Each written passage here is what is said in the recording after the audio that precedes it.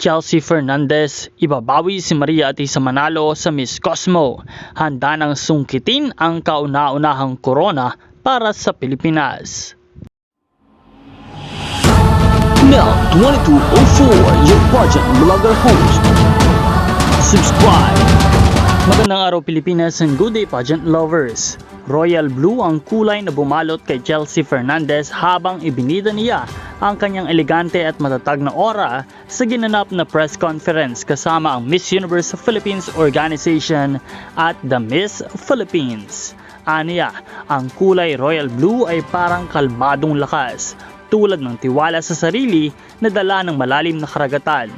Nagpapasalamat si Chelsea sa lahat ng dumalo at nakiisa sa selebrasyon. Nagpapasalamat din siya sa lahat ng sumuporta sa kanyang laban sa Miss Universe Philippines.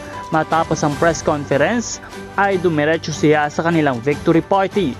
Ngayon, nalalapit na ang laban para sa Miss Cosmo 2025 at handang-handa na ang ating pambato na kunin at sungkitin ang corona para sa Pilipinas.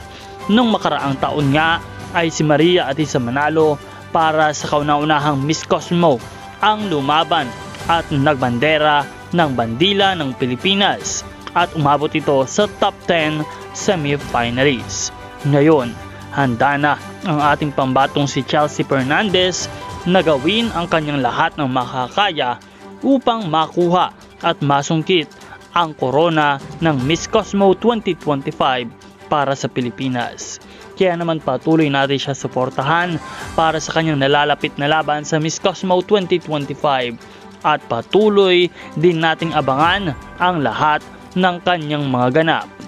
Maraming salamat sa panonood at umantabay lamang sa channel na ito para sa lahat ng mga bagong updates at mga bagong balita.